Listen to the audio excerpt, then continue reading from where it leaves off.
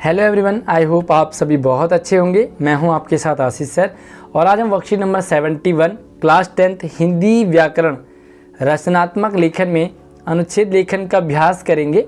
तो आइए शुरू करते हैं। इससे पहले वीडियो को लाइक कर दीजिए और शेयर कर दीजिए अपने सभी दोस्तों को। साथ ही हम लाइव आने वाले हैं आपके साथ जल्दी ही अपने चैप्टर्स के साथ। तो कौन सा चैप्टर आपके लिए लाइव लेके आए मुझे कमेंट में ज़रूर बताएं कि आप किस चैप्टर को लाइव पढ़ना चाहते हैं। वो मुझे आप कमेंट पे अपना सुझाव देंगे तो मैं उसी चैप्टर को सबसे पहले आपके लिए लेके आऊँगा। तो चलिए, यहाँ पर अनुच्छेद लेखन कुछ टॉपिक हैं और क्या करना है आपको। देखो, किसी एक विषय पर लिखना है और अगर आप तीनों को समझ जाएंगे तो आप एक पे आसानी से लिख लोगे। पहला टॉपिक आपके लिए बेरोजगारी। बढ़ती बेरोजगारी एक ज्वलंत समस्या है। बेरोजगारी बढ़ रही है, ज्वलंत है, यानी कि बहुत ही एक ऐसा टॉपिक है जिस पर बातें होनी चाहिए। अब आपको क्या करना है, आपको एक पेज और पौना पेज में ये लिखना है। कैसे लिखोगे? देखो, भूमिका, समस्या का स्वरूप और प्रकार, दुष्परिणाम, उपाय और निष्कर्ष। जो बेरोजगारी है उसकी भूमिका आप बताओगे तो आपको ये अलग अलग टॉपिक नहीं लिखने। आपको पूरा पैसेज में स्टार्ट करेंगे और लिखते जाएंगे एंड तक ख़त्म। क्या करना है, भूमिका में भाई बेरोजगारी की बातें बता दोगे कि बेरोजगारी यानी कि जब पढ़े लिखे होने के बाद, पढ़ने लिखने के बाद हमें रोज़गार ना मिले, हमें काम ना मिले, नौकरी ना मिले तो इसे बेरोजगारी कहते हैं। और बेरोजगारी का जो स्वरूप है उसके प्रकार में आप लिख दोगे कि भाई बेरोजगारी अनेक प्रकार से होती है। कोई पढ़ा लिखा बेरोजगार होता है, कोई बहुत ज़्यादा पढ़ा लिखा हो, उसके अकॉर्डिंग नौकरी नहीं मिलती है तो वो एक तरह से बेरोजगार है। जब हम लोग नहीं पढ़ते हैं तब भी बेरोजगारी होती है। तो समस्या क्या है कि ये ऐसी समस्या है जो ये दिनों दिन बढ़ती जा रही है। नौकरियां कम होते जा रहे हैं और जनसंख्या बढ़ती जा रही है। तो ये समस्या और भी दिनों दिन बढ़ती जा रही है। कारण एवं दुष्परिणाम। कारण क्या है बेरोजगारी का? भाई नौकरियों का कम होना, इंडस्ट्री नहीं है, नौकरियां लेने वाले ज़्यादा बन रहे, देने वाले कम बन रहे, इसका रीज़न है। और दुष्परिणाम क्या है कि इसके दुष्परिणाम ये हैं कि भ्रष्टाचार हो जाता है, लोग चोरी डकैती करने लग जाते हैं। भाई लोगों को बहुत ज़्यादा पढ़े लिखे होने के बाद लोग सुसाइड वगैरह भी कर लेते हैं, नौकरी नहीं मिलती है तो डिप्रेशन में चले जाते हैं। तो ये सारे क्या है उसके दुष्परिणाम है। और समाधान और उपाय। समाधान क्या है कि भाई आपको जो नौकरी मिल रही है आप उसमें सेटिस्फाई होइए, स्ट्रगल कीजिए और मेहनत करते जाइए। अगर आपको आपके मनपसंद की जॉब नहीं मिली, आपके मनपसंद का रोज़गार नहीं मिला तो आप अपना काम शुरू कर दीजिए, एंटरप्रेन्योर बनिए। और यहाँ पर आप EMC का आप डाल सकते हैं कि EMC बहुत हेल्प करती है। यहाँ पर दिल्ली गवर्नमेंट स्कूलों में जो EMC कैरिकुलम आपका चल रहा है। और इस तरह से निष्कर्ष लिख देंगे कि भाई बेरोजगारी बहुत बड़ी समस्या है, जल्द ही इसका समाधान निकालना चाहिए। समाधान भी हम ही लोग निकालेंगे, कोई ऐसी एक अपना काम शुरू करके जिसमें कि आपको भी रोज़गार मिले और आपके साथ साथ 10-50 को और रोज़गार मिले। और इसी तरीके से आप देखो, यहाँ पर दूसरा है भाई हमारे राष्ट्रीय पर्व। तो राष्ट्रीय पर्व कोई सा भी ले सकते हैं, जैसे बहुत सारे राष्ट्रीय पर्व है हमारे। राष्ट्रीय पर्व का अभिप्राय क्या है? जो पूरा राष्ट्र मनाता है उसे राष्ट्रीय पर्व कहते हैं। हमारे राष्ट्रीय पर्व कौन कौन से हैं? तो जैसे भाई 26 जनवरी, 15 अगस्त हो गया, 2 अक्टूबर हो गया, सारे हमारे राष्ट्रीय पर्व हैं। मनाने का कारण और ढंग क्या है, क्यों मनाते हैं इन्हें, और क्या ढंग है, क्या तरीका है, महत्व और संदेश, क्या वैल्यू है इन राष्ट्रीय त्योहारों का और ये क्या संदेश देना चाहते हैं, ये आप लिख देंगे, आपका इजीली हो जाएगा। और इसी तरह से आपको है कि मधुर वचन है औषधि, कटुक वचन है तीर, ऐसी बानी बोलिए मन का आपा खोई। मीठा बोलिए, जब भी आप मुंह खोलिए मीठा बोलिए, अच्छा बोलिए, क्योंकि जब आप मीठा बोलते हैं ना तो वो औषधि के समान है, दवाई के समान है। और जो कड़वा है ना वो तीर के तरह चुभता है। इसलिए भाई ऐसी बोलिए, ऐसी बाणी बोलिए जो मज़ा आ जाए, जो औरों को भी शीतल करे और आप भी शीतल हो। तो यहाँ पर इस उक्ति का आप तात्पर्य बता देंगे जो मैंने आपको बता दिया।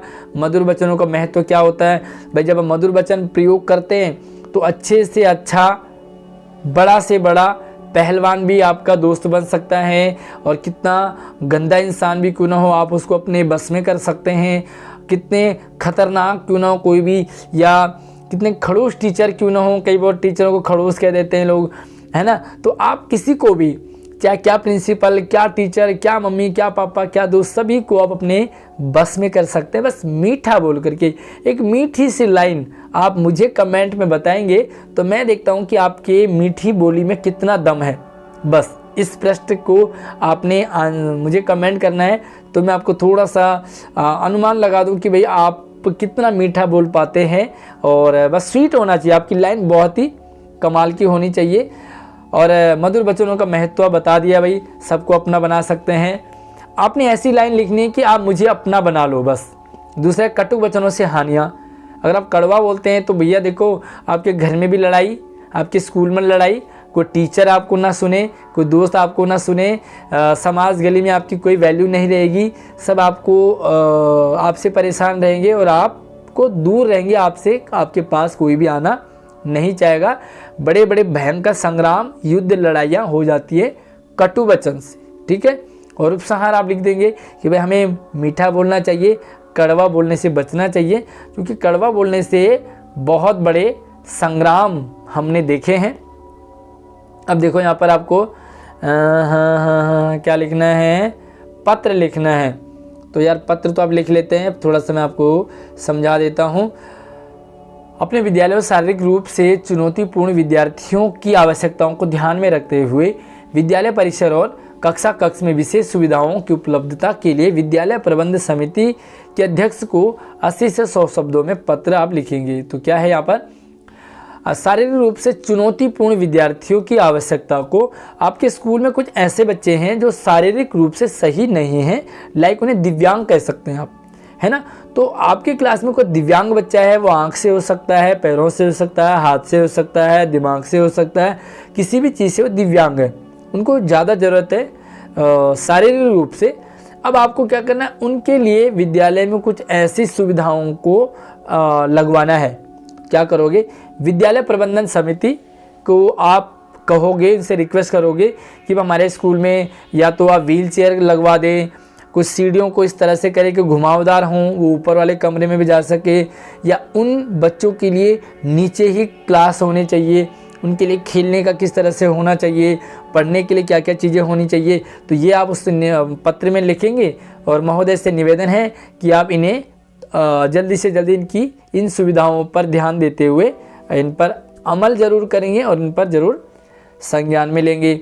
दूसरा है, आप किसी पर्वतीय स्थल पर यात्रा करने गए थे, आप हमारे उत्तराखंड चले गए मेरे गांव, चाबी ले जाने मेरे घर की, वहाँ एक स्थानीय छात्र से आपकी मित्रता हुई हमारे गांव में, लाइक किसी की जान, मतलब आपकी जान पहचान मेरे गांव में किसी से हो गई जो कि मेरे साथ कभी आपके साथ स्कूल में आया होगा, अरे आपने देखा कि भाई इस सर के साथ आए थे, दोस्ती हो गई, ओके।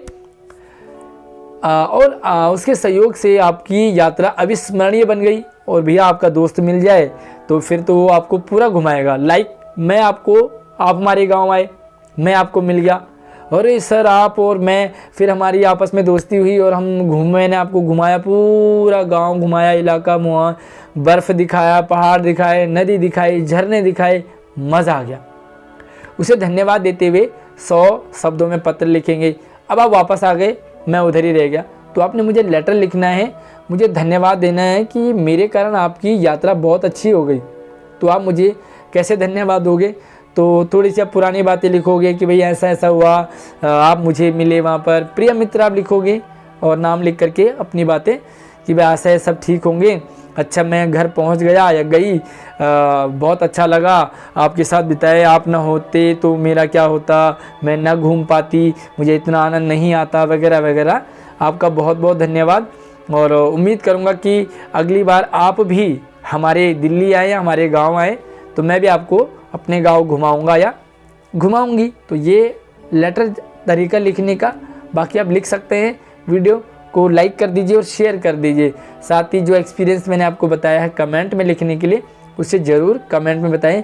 आप में से कितने बच्चे मेरे गांव उत्तराखंड घूमना चाहते हैं, मैं आपको घुमाऊंगा, तो यार कमेंट में ज़रूर बताइए कि कौन कौन एग्री हैं।